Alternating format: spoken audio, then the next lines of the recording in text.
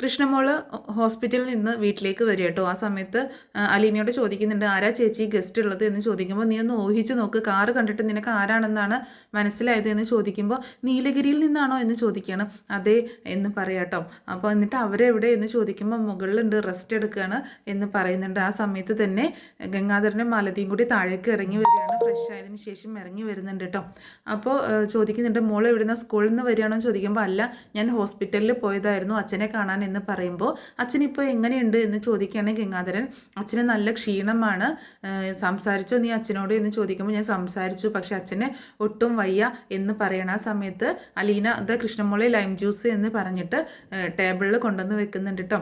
ദേ ചേച്ചി, ഇതേ കണ്ടോ ചേച്ചിയെ, ചേച്ചി എനിക്ക് ലൈം ജ്യൂസ് ഉണ്ടാക്കി തന്നു, ഞാനിപ്പോൾ ആഗ്രഹിച്ചതേ ഉള്ളൂ എനിക്കൊരു ലൈം ജ്യൂസ് കിട്ടിയെങ്കിലെന്ന് പുറത്തുനിന്ന് വന്നപ്പോൾ അത് എൻ്റെ മനസ്സറിഞ്ഞ് ചേച്ചി എനിക്ക് കൊണ്ടുതന്നത് കണ്ടോ, അതാണ് ഞാനും ചേച്ചിയും തമ്മിലുള്ള ഒരു കെമിസ്ട്രി എന്ന് പറയണ. ചേച്ചി ആക്സിഡൻ്റ് ആയിട്ട് ഹോസ്പിറ്റലിൽ കിടന്ന സമയത്ത് പോലും ഞാനാണ് ചേച്ചിക്ക് ബൈസ്റ്റാൻഡറായിട്ട് നിന്നത്, പക്ഷെ അവിടെ പോലും ഞാൻ രോഗിയും ചേച്ചി ബൈസ്റ്റാൻഡറും എന്നുള്ള രീതിയിലാണ് നിൽക്കുക. അങ്ങനെയാണ് ചേച്ചിയുടെ ഒരു കെയറിങ് എന്നൊക്കെ കൃഷ്ണമോള് പറയുമ്പോൾ, അലീനയ്ക്ക് എന്തു പറ്റിയതാണ് എന്ന് ചോദിക്കണം. അപ്പോൾ കൃഷ്ണ ഒന്ന് ഷോക്കാവുന്നുണ്ട് കേട്ടോ. എന്താ ഇപ്പോൾ ഇവരോട് പറയാമെന്ന് വിചാരിച്ചിട്ട്. അപ്പോൾ കൃഷ്ണ പറയുന്നുണ്ട്, അത് ചേച്ചിക്ക് വയ്യാണ്ട് ആയിട്ട് ഹോസ്പിറ്റലിൽ കിടന്നായിരുന്നു എന്നിങ്ങനെ പറയുമ്പോൾ, കൃഷ്ണമോള് ഞങ്ങളോട് കള്ളം പറയണ്ട, കുറച്ചൊക്കെ അറിഞ്ഞിട്ട് തന്നെയാണ് ഞങ്ങൾ ചോദിക്കുന്നത്, എന്ത് വയ്യായികയാണ് അലീനയ്ക്ക് ഉണ്ടായത് എന്ന് ചോദിക്കുകയാണ്.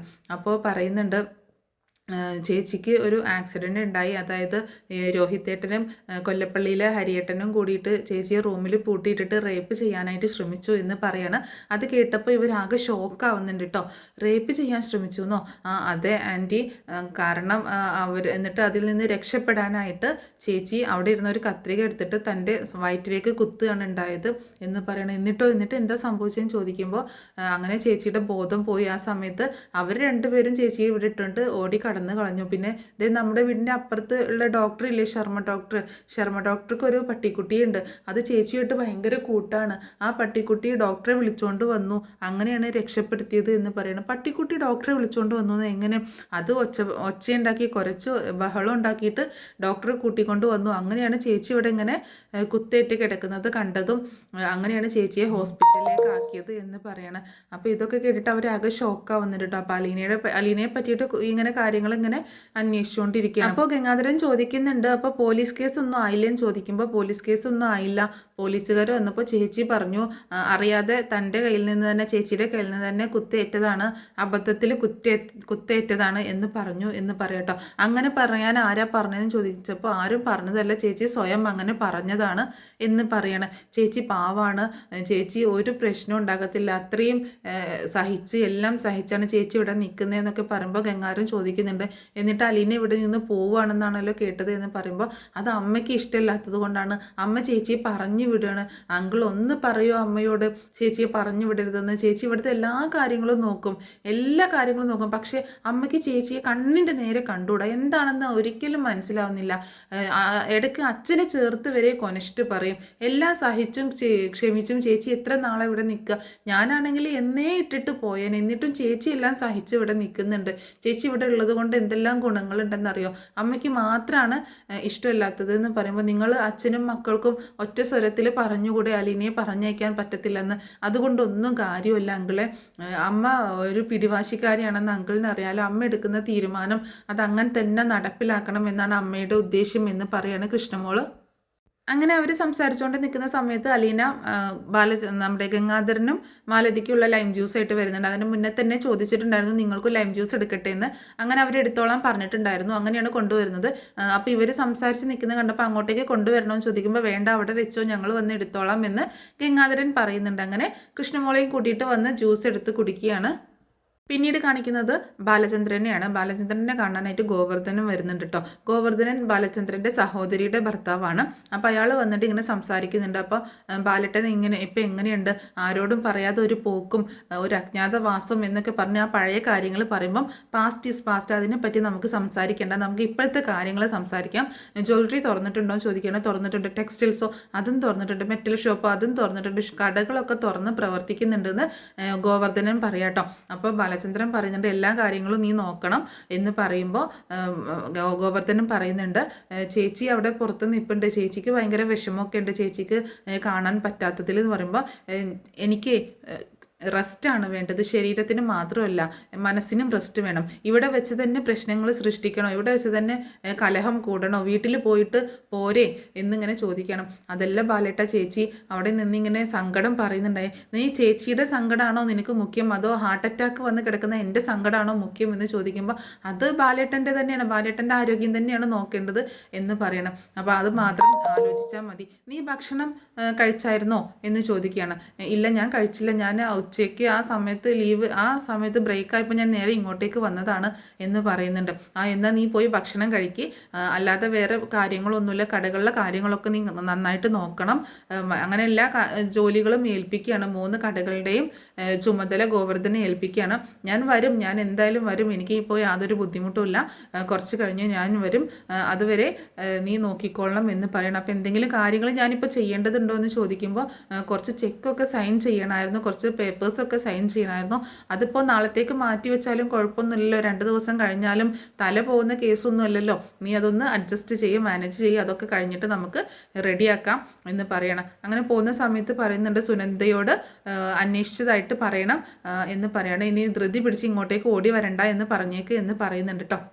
അപ്പോൾ അയാൾ പറയുന്നുണ്ട് ഞാൻ പറയാം ബാലേട്ട, കുഴപ്പമൊന്നുമില്ല, പക്ഷേ സുനന്ദ ഇവിടെ വന്നിട്ടുണ്ടായിരുന്നു, പക്ഷേ കാണാൻ സാധിച്ചില്ല, ICU അല്ലേ ഇത്, അത് ഇവരങ്ങനെ കയറ്റി വിടത്തൊന്നുമില്ല എന്ന് പറയുന്നുണ്ട്. അങ്ങനെ അയാൾ പോയതിന് ശേഷം സിസ്റ്ററോട് ബാലചന്ദ്രൻ പറയുന്നുണ്ട് എൻ്റെ സഹോദരിയുടെ ഭർത്താവാണ്, എൻ്റെ അളിയനാണ് എന്ന് പറയുന്നുണ്ട്. അങ്ങനെ പിന്നീട് കാണിക്കുന്നത് ഗോവർദ്ധനും മനുവും കൂടെ വൈജയുടെ അടുത്തേക്ക് ചെല്ലുന്നതാണ്. വൈജ ചോദിക്കുന്നുണ്ട് ബാലചന്ദ്രനെ കണ്ടോ എന്ന് ചോദിക്കുമ്പോൾ കണ്ടു എന്ന് പറയണം. എന്നിട്ട് എന്ത് പറഞ്ഞു, സംസാരിച്ചോ എന്ന് ചോദിക്കുമ്പോൾ സംസാരിച്ചു. ഇത് ഭയങ്കര കഷ്ടമാണല്ലോ, എന്നെ മാത്രം കാണണ്ട, ഞാൻ അകത്തേക്ക് കയറാൻ പാടില്ല, വഴിയെ പോകുന്നവർക്കും വരുന്നവർക്കും മക്കൾക്കും പെങ്ങളുടെ കെട്ടിയോനും എല്ലാവർക്കും കാണാം, സംസാരിക്കാം, എന്നെ മാത്രം വേണ്ട, എനിക്ക് മാത്രം പ്രശ്നം, ഞാൻ എന്ത് ചെയ്തിട്ടാ എന്നൊക്കെ ചോദിച്ച് ഇങ്ങനെ സംസാരിക്കുകയാണ് വൈജ. ആ സമയത്ത് മനു പറയുന്നുണ്ട് ഗോവർദ്ധനോട് അങ്കിള് പൊക്കോ, കാര്യമാക്കണ്ട എന്ന് പറഞ്ഞിട്ട് ഗോവർദ്ധനെ പറഞ്ഞേക്കാണ്. അപ്പോൾ മനു അല്ല നീ തന്നെ പറ, എന്ത് ചെയ്തിട്ടാണ് എന്നോട് ഇങ്ങനെ കാണിക്കുന്നതെന്ന് ചോദിക്കണം. അപ്പോൾ മനു പറയുന്നുണ്ട് ആൻറ്റി ഇത് ഹോസ്പിറ്റലല്ലേ, അലമ്പാക്കരുത്, പ്രശ്നമാക്കണ്ട, ഒരുപാട് അലട്ടൊന്നും വേണ്ട അങ്കിളിനെ എന്ന് പറഞ്ഞിട്ട് പോവുകയാണ്. വൈജയാണെങ്കിൽ ഒന്നും മനസ്സിലാവാത്ത രൂപത്തിൽ ഇങ്ങനെ നിൽക്കുകയാണ് ആ സമയത്ത്. പിന്നീട് കാണിക്കുന്നത് ഗംഗാധരനും മാലതിയും കൂടെ വീട്ടിൽ നിന്ന് പോകാനായിട്ട് പാക്ക് ചെയ്യുക കേട്ടോ, ബാഗൊക്കെ പാക്ക് ചെയ്യുന്നുണ്ട്. ആ സമയത്ത് ലെമൺ ടീയുമായിട്ട് അലീന അങ്ങോട്ടേക്ക് കയറി ചെല്ലുകയാണ്. ലെമൺ ടീ കൊടുക്കുന്നുണ്ട്. അപ്പോൾ പറയുന്നുണ്ട് നിൻ്റെ ഫുഡ് കഴിച്ചിട്ട് വയറിപ്പം നിറഞ്ഞതേ ഉള്ളൂ, ഒരു സദ്യ കഴിച്ച ഫീലാണ്, പായസം ഇല്ലയെന്ന് മാത്രമേ ഉള്ളൂ എന്ന് ഗംഗാധരൻ പറയാണ്. ഇനിയിപ്പോൾ ഇതും കൂടി വേണോ എന്ന് ചോദിച്ച് ലെമൺ ജ്യൂസ് എടുത്ത് കുടിക്കുന്നുണ്ട് കേട്ടോ. അപ്പോൾ എന്നിട്ട് പറയുന്നുണ്ട് മാലതി ഇത് സാധാ ലെമൺ ജ്യൂസ് അല്ല, ഇത് കുടിച്ചില്ലെങ്കിൽ നിനക്ക് നഷ്ടമായിരിക്കും, സൂപ്പറാണ്, നീ എടുത്ത് കുടിച്ചു നോക്ക് എന്ന് പറയുന്നുണ്ട്. അങ്ങനെ മാലതി എടുത്ത് കുടിച്ചിട്ട് സൂപ്പറാണ് എന്ന് അലീനയോട് പറയാണ്. എന്നിട്ട് അലീനയോട് ചോദിക്കുന്നുണ്ട് ഒരു കാര്യം ചോദിക്കട്ടെ, ഞാൻ ചോദിക്കാൻ വിചാരിച്ചതായിരുന്നു, അന്ന് അച്ഛൻ നിന്നെ കാണാനാണോ അവിടെ കഴക്കൂട്ടത്തിന് വന്നത് എന്ന് ചോദിക്കുമ്പോൾ അലീന ആകെ ഒന്ന് അമ്പരന്ന് പോവാട്ടോ. അലീന പറയുന്നുണ്ട് എന്നെ കാണാനല്ല ബ്രിജിത്ത മമ്മിയെ കാണാനാണ്. നിന്നെ കണ്ടില്ലേ, നീ കണ്ടില്ലേ ചോദിക്കുമ്പോൾ കണ്ടു, നിന്നോട് പറഞ്ഞോ നിന്നെ ഇങ്ങോട്ട് കൂട്ടിക്കൊണ്ടുവരാനാണെന്ന് എന്ന് ചോദിക്കുമ്പോൾ ഇല്ല എന്നോട് പറഞ്ഞില്ല, എന്നോട് മമ്മിയാണ് പറഞ്ഞത് എന്ന് പറയാട്ടോ. അപ്പോൾ ഇതിനു മുൻപ് അച്ഛൻ അവിടെ നിന്നെ കാണാൻ വന്നിട്ടുണ്ടോ, നീ കണ്ടിട്ടുണ്ടോ ചോദിക്കുമ്പോൾ ഞാൻ കണ്ടിട്ടില്ല, ഞാൻ ആദ്യമായിട്ടാണ് കണ്ടത് എന്ന് പറയണം. പിന്നെ അച്ഛൻ മരിച്ചതിന് ശേഷമാണല്ലോ നീ കൊല്ലപ്പള്ളിയിലേക്ക് എത്തിയത്, നീ കൊല്ലപ്പള്ളിയിലല്ലേ ആദ്യം വന്നത്, അപ്പം നിന്നെ ആരെയും ഇങ്ങോട്ടേക്ക് കൂട്ടിക്കൊണ്ടുവന്നത്, അത് ഇവിടുത്തെ സാറും മനുവേട്ടനും കൂടിയിട്ടാണ് എന്നെ കൂട്ടിക്കൊണ്ടുവന്നത് എന്ന് അലീന പറയണം. അപ്പോൾ അലീന പറയുന്നത് ഞാൻ പൊക്കോട്ടെ എന്ന്, താഴേക്ക് പൊക്കോട്ടെ, എനിക്ക് കുറച്ച് ജോലി ഉണ്ടെന്ന് പറയുമ്പോൾ ഞാൻ പൊക്കോ ഞാൻ ചുമ്മാ ചോദിച്ചു എന്നേ ഉള്ളൂ കേട്ടോ എന്ന് മാലതി പറയുന്നുണ്ട്. അങ്ങനെ അലീന പോയതിന് ശേഷം മാലതി പറയുന്നുണ്ട് ഗംഗേട്ട നമുക്ക് അമ്മയോടും കുറച്ച് കാര്യങ്ങൾ ചോദിച്ചറിയേണ്ടതുണ്ട് എന്ന് പറയണം. അങ്ങനെ പിന്നീട് കാണിക്കുന്നത് മുത്തശ്ശിയുടെ അടുത്തേക്ക് അലീനയും ഗംഗാധരനും മാലതിയും കൂടി വരുന്നതാണ്. ഗംഗാധരൻ വന്നിട്ട് പറയുന്നുണ്ട് മുത്തശ്ശി അമ്മ ഞങ്ങളൊന്ന് ഹോസ്പിറ്റലിൽ പോയിട്ട് വരാമെന്ന് പറയുമ്പോൾ ഹോസ്പിറ്റലിൽ പോയിട്ട് നീ ഇങ്ങോട്ടേക്ക് വരില്ലേ എന്ന് ചോദിക്കുകയാണ്. ഇല്ല ഞങ്ങളൊന്ന് കൊല്ലപ്പള്ളിയിലേക്ക് പോകാം, അതല്ലേ തറവാട് എന്ന് പറയുമ്പോൾ തറവാട് എന്നൊക്കെ പറയുന്നത് ഒരു കെട്ടിടം മാത്രമല്ലേ, ഇവിടെയല്ലേ നിൻ്റെ അമ്മയുള്ളത്, ഞാൻ ഇവിടെയല്ലേ ഉള്ളത്, അമ്മ ഉള്ളിടത്തേക്കല്ലേ വരേണ്ടത് എന്ന് പറയുമ്പോൾ അതല്ല അമ്മേ കൊല്ലപ്പള്ളിയിൽ 2 ദിവസം നിൽക്കാമെന്ന് പറഞ്ഞത്, ഞങ്ങൾ ഏതായാലും ഉടനെ ഒന്നും പോകുന്നില്ല, ഞാൻ നാളെ ഇങ്ങോട്ടേക്ക് വരാം, എന്താണെങ്കിലും ബാലചന്ദ്രൻ ഹോസ്പിറ്റലിൽ നിന്ന് വന്നതിനൊക്കെ ശേഷം മാത്രമേ ഞാൻ പോകണുള്ളൂ എന്ന് പറയാണ് ഗംഗാധരൻ. ആ സമയത്ത് മുത്തശ്ശി പറയുന്നുണ്ട് എടാ നീ വൈജയെ ശരിക്കും ഒന്ന് ഉപദേശിക്കണം. വൈജ ഓരോരോ പ്രശ്നങ്ങൾ ഉണ്ടാക്കുകയാണ്. എന്നെ സ്വന്തം മക്കൾ നോക്കുന്നതിനേക്കാളും അപ്പുറമായിട്ടാണ് ഈ കൊച്ച് എന്നെ നോക്കുന്നത്. അവളുള്ളത് കൊണ്ടാണ് ഞാനിവിടെ ഇങ്ങനെ ജീവിച്ചിരിക്കുന്നത് തന്നെ. ഇവളെ ഇനി പറഞ്ഞയക്കാൻ പോവാണ് വൈജ.